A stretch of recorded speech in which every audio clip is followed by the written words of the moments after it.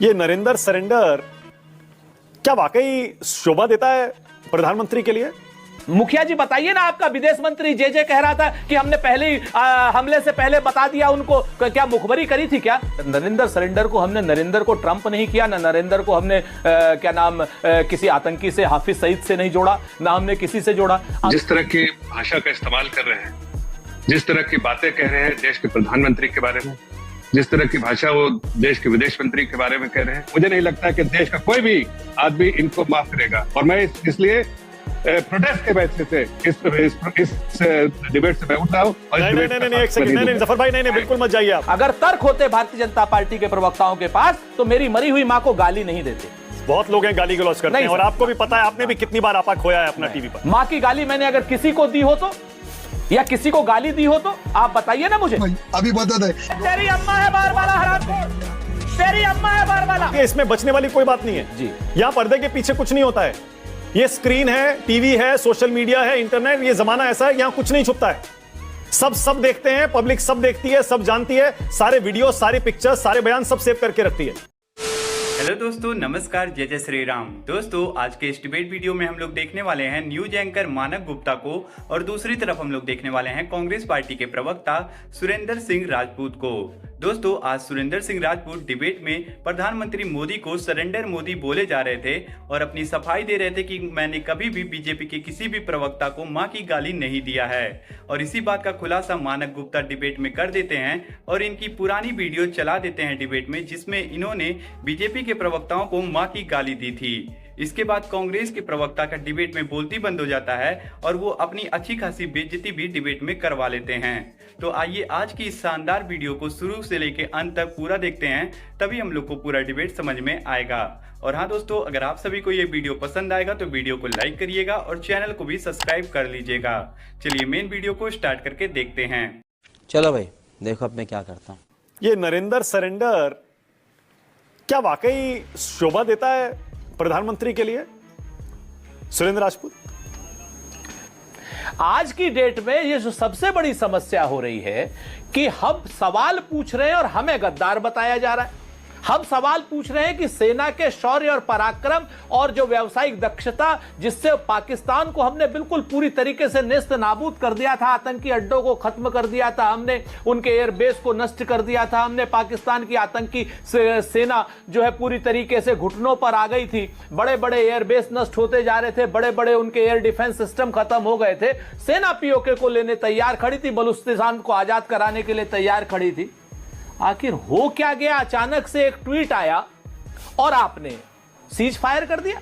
अच्छा, 21 दिन में 11 बार, अगर डोनाल्ड ट्रंप लगातार, वो अमेरिका के राष्ट्रपति को घसियारे तो है नहीं, लगातार 11 बार कह रहे हैं कि साहब मैंने युद्ध सीज फायर कराया, मैंने न्यूक्लियर वॉर रुकवाई, पाकिस्तान और हिंदुस्तान से मैंने कहा कि पाकिस्तान आप आइए ट्रेड कीजिए, और ट्रेड में भी क्या कीजिए पता नहीं, और ट्रेड कीजिए। और दोनों के नेता महान नरेंद्र मोदी जी चीन के साथ अपनी ट्रीटी पर क्यों नहीं बोल रहे कि साहब आज तक आपने चीन को क्लीन चिट क्यों दी कि कोई ना कोई आया है ना कोई गया है, गलवान से लेकर डेप्थन भाई ओके, एक बात नरेंद्र मोदी जी बोल क्यों नहीं रहे कि कुवैत में पिछले 20 सालों से सिर्फ और सिर्फ ये सवाल जो है सुरेंद्र भाई, ये सवाल ना सबके मन में है, सिर्फ हिंदुस्तान में नहीं पूरी दुनिया में लोग सोच रहे हैं, ये हिंदुस्तान में ये दोहरे मापदंड क्यों अपना रहे हैं हमारे ये नेता? सारे विदेश में जा रहे हैं ऑल पार्टी डेलीगेशन लेके और कह रहे हैं जी पाकिस्तान आतंकी देश है, हिंदुस्तान विक्टिम है, देखिए कैसे हमने उनको आतंकी ठिकानों को ध्वस्त कर दिया, हिंदुस्तान को देखिए कैसे वो सहता रहा, आखिरकार उसके सब्र का बांध टूट गया। वहां कुछ और, देश में कुछ और। मतलब हम विदेश में जाके झूठ बोल रहे हैं या देश में झूठ बोल रहे हैं? कुछ तो गड़बड़ है ना? नहीं, ये डिफरेंस क्यों है? ना, बिल्कुल कोई गड़बड़।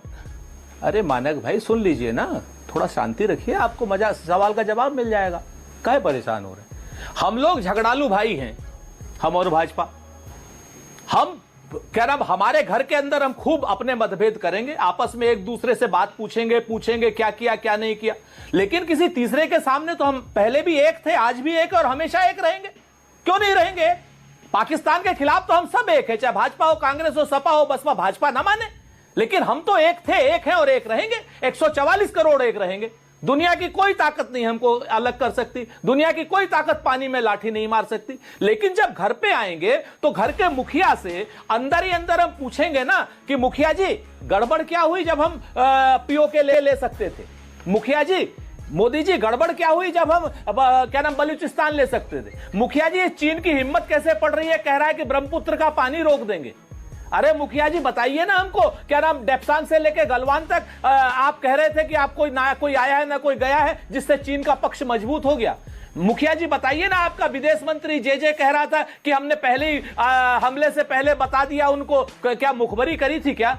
तो अब मुखिया जी का यानी प्रधानमंत्री जी का ये आपने झगड़ालू भाई जी, आपने कहा झगड़ालू भाई, ऐसे कौन से झगड़ालू भाई होते हैं जो एक दूसरे को गद्दार कहने लगते हैं? आप भी कैसी बात कर रहे हैं? अरे भाई हैं, झगड़ालू, लड़िए, सवाल पूछिए, जवाब दीजिए, गद्दार कहेंगे एक दूसरे को? हाँ। राहुल मुनीर, नरेंद्र सरेंडर, पता नहीं क्या क्या। मैं बताता हूं, मैं भी बताता हूं। राहुल मुनीर या नरेंद्र सरेंडर को हमने, नरेंद्र को ट्रंप नहीं किया, ना नरेंद्र को हमने क्या नाम किसी आतंकी से, हाफिज सईद से नहीं जोड़ा, ना हमने किसी से जोड़ा। चल झूठा। अब ये सवाल तो भाजपा से पूछा जा रहा है। हमने भाजपा को आपने जयशंकर को जोड़ा ना, मुखबिर कहा, जयचंद कहा, क्या क्या कहा आपने, जे कहा बाकायदा लिखकर। एक मिनट मैं बताता हूं। हमने उनके उस बयान पर सफाई मांगी कि क्या मुखबिरी हुई, क्या की नहीं, हमने कहा मुखबिरी हुई क्या। आप बात समझिए, हमने किसी को गद्दार नहीं कहा। भारतीय जनता पार्टी के नेता इस तरीके के हैं कि वो तो मेरी मरी हुई मां को भी गाली देते हैं और पता नहीं कितनी गंदी गाली देते हैं। भारतीय जनता पार्टी के नेता कांग्रेस को पता नहीं कितनी गंदी गालियां देते हैं। और भारतीय जनता पार्टी के इस झगड़ालू भाई से पूछा जाना चाहिए कि भाई आप गाली गलौज सवालों की जगह क्यों करें, सवालों के जवाब दे दो। हम तो विपक्ष वाले लोग हैं। जफर इस्लाम, हाँ, झगड़ालू भाई हैं अगर जफर भाई एक दूसरे को गद्दार तो नहीं कहते ना। और विशेष सत्र की मांग बुलाने में क्या गलत है? सारे के साथ भाई ऑल पार्टी मीटिंग हुई, सब मिलके बात कर रहे हैं, संसद में हो जाए, क्या दिक्कत है? देखिए, जिस तरह की भाषा का इस्तेमाल कर रहे हैं, जिस तरह की बातें कह रहे हैं देश के प्रधानमंत्री के बारे में, जिस तरह की भाषा वो देश के विदेश मंत्री के बारे में कह रहे हैं, मुझे लगता है कि आज कांग्रेस पार्टी जो है वो बिल्कुल, और खासकर राहुल गांधी जो है वो निशाने पाकिस्तान की तैयारी कर रहे हैं। उनके परिवार के लोगों को भारत रत्न मिला है, लेकिन वो जिस तरह की बातें कर रहे हैं उनको निशाने पाकिस्तान की जरूरत है। इसलिए पाकिस्तान परस्त बयान, पाकिस्तान में चलने वाला बयान, पाकिस्तान में शोहरत पाने वाला बयान, ये सारे बयान वो दे रहे हैं। और इस तरह के बयान के बाद मुझे नहीं लगता है कि मुझे इस तरह की चर्चा में साथ रहना चाहिए। जिस तरह की बातें कांग्रेस पार्टी ने की है, मुझे नहीं लगता है कि देश का कोई भी आदमी इनको माफ करेगा। और मैं इसलिए प्रोटेस्ट के बैसे से इस डिबेट से मैं उठ रहा हूँ। नहीं, एक सेकंड, नहीं जफर भाई, नहीं बिल्कुल मत जाइए आप, नहीं ये गलत है। जफर भाई मत जाइए आप आए हैं बाकायदा, ये देखिए अब जफर भाई चले गए। जफर इस्लाम बीजेपी के प्रवक्ता आधिकारिक तौर पर विरोध जताकर कि कांग्रेस पार्टी के प्रवक्ता ने प्रधानमंत्री के लिए, उनकी सरकार के लिए, उनके लिए आपत्तिजनक शब्द कहे हैं। सबको जरा स्क्रीन पर लाइए।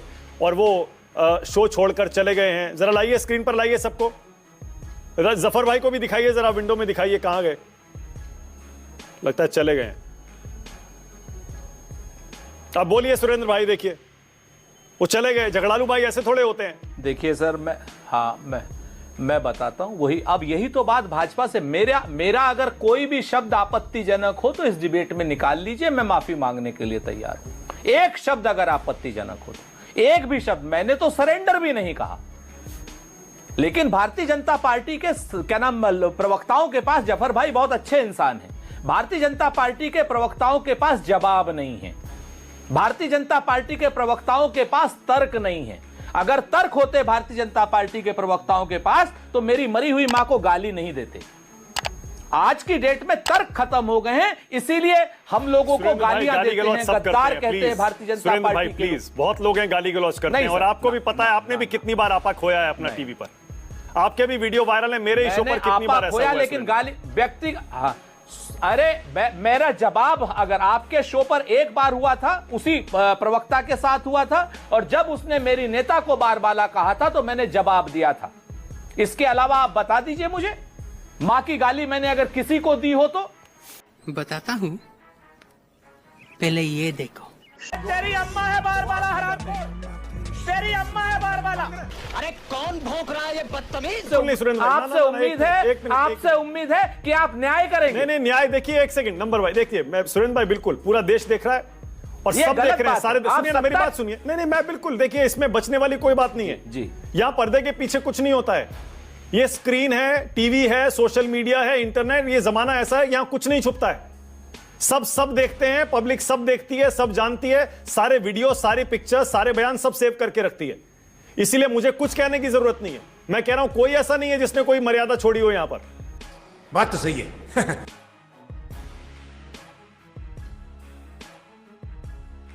सोमनाथ जी, जब भी आप ये आरोप लगाते हैं ना कि बीजेपी कांग्रेस मिले हुए हैं, राहुल गांधी से बीजेपी बयान दिलवा देती है, मतलब सबको हंसी आती है। ओके, सोमनाथ भारती कह रहे हैं बीजेपी के इशारे पर राहुल गांधी इस तरह के बयान देते हैं, पाकिस्तानी मानसिकता वाले नेता हैं। मुझे लगता है आम आदमी पार्टी ने अब से पहले कांग्रेस पार्टी और राहुल गांधी पर कई महीनों से इतना बड़ा हमला नहीं किया होगा। चुनाव के समय जाहिर है बहुत कड़वाहट आई थी, फिर दोस्ती भी हुई थी, लेकिन अब राहुल गांधी को पाकिस्तानी मानसिकता का नेता कहना, और वो भी सोमनाथ भारती जैसे वरिष्ठ नेता कह रहे हैं, जाहिर है इसको गंभीरता से लिया जाएगा। ये चेहरे का दोहरापन क्यों? हम समझते हैं आपकी परेशानी, आप इस समय कानूनी सिकंजों में घिरे हुए हैं। हम समझते हैं कि आपको उनकी जगह पे आप वहां पर माफी मांगने के लिए जा रहे हैं, जाइए, लेकिन कम से कम दूसरे लोगों को ये बातें मत कहिए और ऐसी बातें मत कहिए कहां जिसका माफी मांगने विश्वास जा रहे किसी का नहीं हैं? हो। कौन माफी अब मांगने जा रहा है? पाकिस्तान मुझे मालूम है, देखिए आपके नेता जेल से कैसे बचे हुए हमें पता है, किसके दया में बचे हुए हमें पता है, क्यों बचे हुए पता है।